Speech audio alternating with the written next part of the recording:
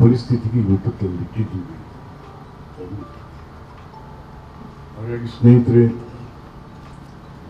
ಇವತ್ತು ನಿಮ್ಮ ಜೊತೆಗೆ ಇಲ್ಲಾಗಿರ್ತಕ್ಕಂಥ ಹಲವಾರು ವಿಚಾರಗಳನ್ನ ಈಗಾಗಲೇ ತಾವು ಬಿತ್ತರಿಸಿದ್ದೀರ. ನಮ್ಮ ಪತ್ರಿಕಾ ಮಾಧ್ಯಮಗಳು ಮತ್ತು ನಮ್ಮ ಎಲೆಕ್ಟ್ರಾನಿಕ್ ಮೀಡಿಯಾ ಜನರು ಬಾಯಿ ಹೋಗ್ತಾ ಇರುವಂಥದ್ದು ಈಗಾಗಲೇ ಬಹಳಷ್ಟು ಇದ್ರ ಬಗ್ಗೆ ಚರ್ಚೆಗಳು ಜನರಿಂದ ಜನರಿಗೆ ಪ್ರಚಾರ ಆಗ್ತಾ ಇದೆ. ಈ ಸಂದರ್ಭದಲ್ಲಿ ಬಹಳ ಪ್ರಮುಖವಾದಂಥ ವಿಚಾರಗಳನ್ನ ನಿಮ್ಮ ಜೊತೆ ಚರ್ಚೆ ಮಾಡೋದಕ್ಕೋಸ್ಕರ ಇವತ್ತು ಒಂದು ಬಹಿರಂಗ ಮಾಧ್ಯಮಗಳ ಅಧಿವೇಶನದಲ್ಲಿ ಕರೆದಿದ್ದಾರೆ. ಇದರಲ್ಲಿ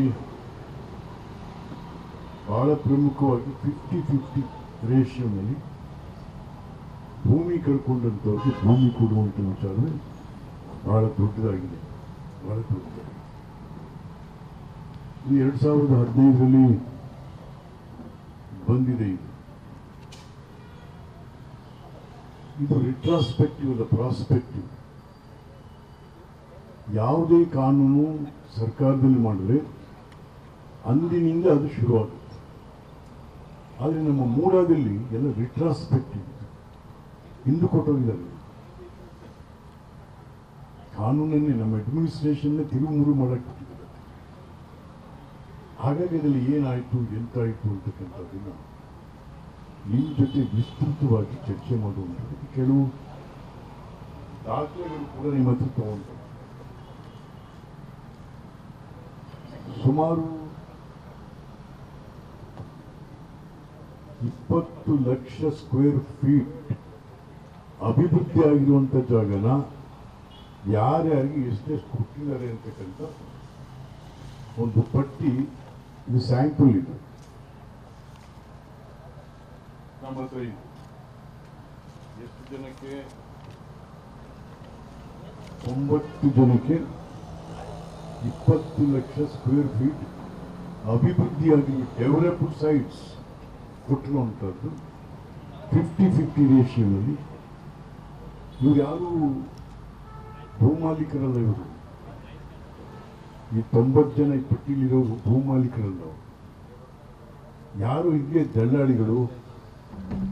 ಆಮೇಲಿಂದ ಅದೇನು ಹೇಳ್ತೀವಿ ಅಂತಂದ್ರೆ ನಾವು ಬರೆಸ್ಕೊತೀವಲ್ಲ, ನಿಮ್ಮ ಪರವಾಗಿ ನಾನು ಕೇಸ್ ಮಾಡ್ತೀನಿ ಕೊಡೋಗಿ ಅಂತ. ಎಂಥದ್ದು? ಹಾಂ, ಅದಕ್ಕೇನೋ ಬರೆಸ್ಕೊತೀವಲ್ಲ ಸರ್ ನಾವು, GP ಹೋಲ್ಡರ್ಸ್. ಯಾರು ಆಕ್ಚುಯಲ್ ಲ್ಯಾಂಡ್ ಓನರ್ಸ್ಗಳಲ್ಲ. GP ಹೋಲ್ಡರ್ಸು, ಕಿಂಗ್ ಪಿನ್ಗಳು, ದಳ್ಳಾಳಿಗಳು, ನಮ್ಮಂಥ ಶಾಸಕರು ಮಂತ್ರಿಗಳ ಚೇಲಾಗಳು ಇದನ್ನ ಬಳಸ್ಕೊಂಡು. ಸೊ ಹಾಗಾಗಿ ಇದು ಸುಮ್ಮನೆ ಸ್ಯಾಂಪಲ್ಲು, ಇನ್ನು ಬಹಳಷ್ಟಿದೆ. ಹಾಗಾಗಿ ಕೊಡಿ ನಿಮ್ಮ ಹತ್ರ ಏನಿದೆ ಅಂತ ತಗೊಳ್ಳಿ ಅಂತ ಇದೆ.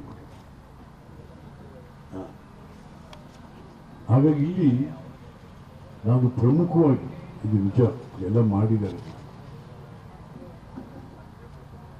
ರಾಜ್ಯದ ಮುಖ್ಯಮಂತ್ರಿ ಆದಾಗ ನನಗೆ 62 ಕೋಟಿ ಬರಬೇಕಾಗಿತ್ತು ಅಂತ. ರಾಜ್ಯದ ಮುಖ್ಯಮಂತ್ರಿಗಳು ಅಷ್ಟೇ ಅಲ್ಲ, ಆರ್ಥಿಕ ಸಚಿವರು ಕೂಡ ಹೋದರು. Is the finance minister and an advocate also. ನಾನು ಲಾಯರಿ ಅಂತಾರೆ. ಏನಪ್ಪ ಲಾಯರು? ಏನು ಲಾಯರು?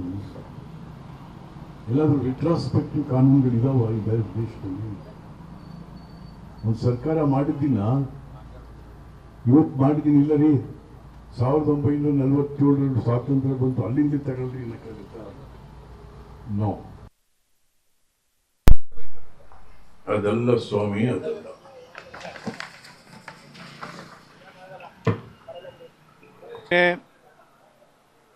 ಈ ರೀತಿಯಾಗಿ ನಾವು ಮೂಡಾದಲ್ಲೇ ಬಹಿರಂಗವಾಗಿ ನಮ್ಮ ಮಾಧ್ಯಮದ ಜೊತೆ ಮೂಡ ಎದುರಿಗೆ ಗೇಟಲ್ಲಿ ಕೂತ್ಕೊಂಡು ಮಾತಾಡ್ತೀನಿ. ಯಾರು ಬೇಕಾದ್ರೂ ನಮ್ಮ ಜೊತೆ ಬರ್ಬೋದು. ನಿಮ್ಗೇನಾದರೂ ಇದ್ರ ಬಗ್ಗೆ ತಿಳಿದಿದ್ರೆ ಗೊತ್ತಿದ್ರೆ ಹೇಳ್ರಿ. ನೀವು you can also join with me ಅಂತ ಹೇಳಿದ್ದೇನೆ. ಹಾಗಾಗಿ ಇವತ್ತು ನಮ್ಮ ಕರ್ನಾಟಕ ರಾಷ್ಟ್ರೀಯ ಸೇನೆಯವರು ಬಂದಿದ್ದಾರೆ, ಇಲ್ಲ ಕರ್ನಾಟಕ ರಾಷ್ಟ್ರೀಯ ಗ್ರಾಹಕರ ಪರಿಷತ್ನವ್ರು ಬಂದಿದ್ದಾರೆ, ಮತ್ತು ನಮ್ಮ ಗಂಗರಾಜ್ ಅವರು ಬಂದಿದ್ದಾರೆ. ಅವರು ಸುಮಾರೆಲ್ಲ ಪತ್ತೆ ಹಚ್ಚಿ ಎಲ್ಲ ಜನಕ್ಕೆಲ್ಲ ಹೇಳ್ತಿರ್ತಾರೆ. ಹಾಗೆ ಯಾರು ಬೇಕಾದ್ರೂ ನೀವು ಬಂದು ಮಾತಾಡ್ಬೋದು ಅಂತ ಹೇಳಿದೆ, ಬಂದಿದ್ದಾರಲ್ಲ. ಸೊ ಇಲ್ಲಿ ಬಹಳ ಪ್ರಮುಖವಾಗಿ ಈ ರಾಜ್ಯದ ಮುಖ್ಯಮಂತ್ರಿಗಳಾಗಿರ್ತಕ್ಕಂಥವರು ನನಗೆ 92 ಕೋಟಿ ಬರಬೇಕು, 62 ಕೋಟಿ ಬರಬೇಕು ಅಂತಕ್ಕಂಥ ನನಗೆ ಅರ್ಥ ಆಗಲಿಲ್ಲಪ್ಪ. ಯಾವ ಥರ ಲೆಕ್ಕಾಚಾರ ಹಾಕೊಂಡು ಅವ್ರು ಕೇಳ್ತಾ ಇದ್ದಾರೆ. That you are the finance minister mister Siddaramaiah, you are the finance minister. ನಾನು ಸಿದ್ದರಾಮಯ್ಯ ಒಟ್ಟಿಗೆ ಬೆಳೆದವರು, ಒಟ್ಟಿಗೆ ಲಾ ಮಾಡಿದವರು, ಒಟ್ಟಿಗೆ ರಾಜಕಾರಣ ಮಾಡಿದವರು. ನಾನು ಮೊದಲು MLA ಆದೆ, ಆಮೇಲೆ ಆದ್ರು ಅವರು. ಬಟ್ ಸಿದ್ದರಾಮಯ್ಯ ನನಗೆ ಗೊತ್ತಿರೋ ರೀತಿಯಲ್ಲಿ ಒಬ್ಬ ಸಮಾಜವಾದಿ ಮನಸ್ಸುಳ್ಳಂತ, ಸಮಾಜದಲ್ಲಿ ಬಡವರ ಬಗ್ಗೆ, ಆರ್ಥಿಕವಾಗಿ ಜರ್ಜರಿತರಾದವ್ರ ಬಗ್ಗೆ, ಅನಾಥ ಪ್ರಜ್ಞೆಯ ಸಮಾಜಗಳ ಬಗ್ಗೆ ಅಪಾರವಾದಂಥ ಕಳಕಳಿಯನ್ನು ಇಟ್ಕೊಂಡಂಥ ಸಿದ್ದರಾಮಯ್ಯ. ಆದರೆ ಅಂಥ ಸಿದ್ದರಾಮಯ್ಯ ಯಾಕೆ ಹಿಂಗೆ ಬದಲಾವಣೆ ಆಗಿಬಿಟ್ರು? ಯಾಕೆ ಮಣ್ಣು ಹಿಡಿದು ಹೋಗ್ತಾ ಇದ್ದೀರಿ? ಮಣ್ಣಿಗೋಸ್ಕರ ಯಾಕೆ ಆಸೆ ಪಡ್ತಾ ಇದ್ದೀರಾ? ಒಬ್ಬ ಮುಖ್ಯಮಂತ್ರಿ ಮಣ್ಣಿಗೋಸ್ಕರ ಯಾಕೆ ಆಸೆ ಪಡ್ತಾರೆ ನನಗೆ ಗೊತ್ತಾಗಲಿಲ್ಲ.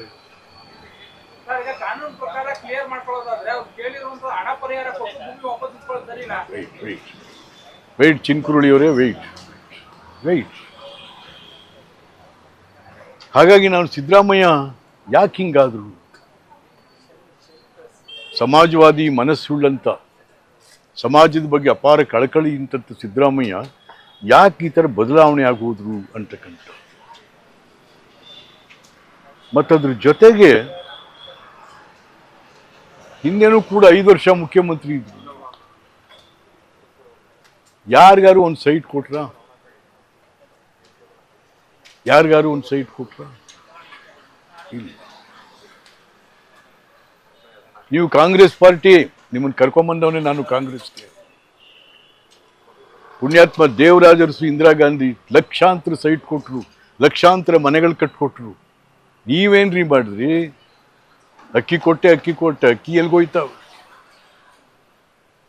ಒಂದು ದೇಶದಲ್ಲಿ ಜನ ಭಾವನೆ ಪಡುವಂಥದ್ದು ಒಂದು ಸೂರು.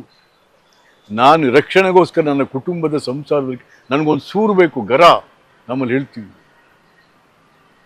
ಅಮೆರಿಕಾದಲ್ಲಿ 20% of the budget of the state reserve ಮಾಡ್ತಾರೆ ಹೌಸಿಂಗಿಗೆ. ನೀವೇನ್ ಮಾಡಿದ್ದೀರಿ ಇಲ್ಲಿ? ಹೌಸಿಂಗಿಗೆ ಏನ್ ಮಾಡಿದ್ದೀರಾ ಇಲ್ಲಿ? ಏನು? ನನ್ನ ಆಡಳಿತ ಏನಪ್ಪ? ನಿನ್ನ ಆಡಳಿತ ಏನಾಗಿದೆ? ನಿಮ್ಮ ಆಡಳಿತ ಇಲ್ಲಿ? ಅರೆ 50-50 ಯಾರಿಗೆ ಕೊಡ್ತೀರಿ? ಅಯ್ಯೋ ದೇವ, ಅದು ಯಾರ ಲ್ಯಾಂಡು? ದೇವನೂರಲ್ಲಿ ನೀವು ತಗೊಂಡಿದ್ರಲ್ಲ, 464ನೇ ಸರ್ವೆ ನಂಬರ್ 316 ಗುಂಟೆ. 3 ಎಕರೆ 16 ಗುಂಟೆ. ಒಬ್ಬ ದಲಿತಂದ್ರಿ ಅದು. Have taken the permission of the government to purchase that land? ಯಾರೋ ನಿಮ್ಮ ಬಾಮೈದನ ಯಾರೋ ತಗೊಂಡವ್ರಿ. ನಿಮ್ಮ ಬಾಮೈದ ಪಾಪ ಎಷ್ಟು ಮಟ್ಟಿಗೆ ಆರ್ಥಿಕವಾಗಿ ಬಲನೋ ಏನೋ ನಮಗೆ ಗೊತ್ತಿದೆ. ಅದು ಪಾಪ ಅವ್ರ ಕಟ್ಟ ಅವ್ರಿಗಿತ್ತು. ಅವ್ರ ಹತ್ರ ಅರಿಶಿನ ಕುಂಕುಮಕ್ಕೆ ಬಗ್ಗೆ ಏನ್ರಿ? ಏನು ಜನಕ್ಕೆ ಅರ್ಥ ಆಗಲ್ಲ ಅಂದ್ಕೊಂಡ್ಬಿಟ್ಟು ಸಿದ್ದರಾಮಯ್ಯ. ಜನ ಬುದ್ಧಿವಂತರಿದ್ದಾರ್ರಿ. ಜನ, ನೀವು ದಡ್ಡರಾಗ್ತಾ ಇದ್ದೀರಾ, ಜನ ಬುದ್ಧಿವಂತರಾಗ್ತಾ ಇದ್ದಾರೆ. ಒಬ್ಬ ದಲಿತನ ಭೂಮಿ, ಅಹಿಂದ ನಾಯಕ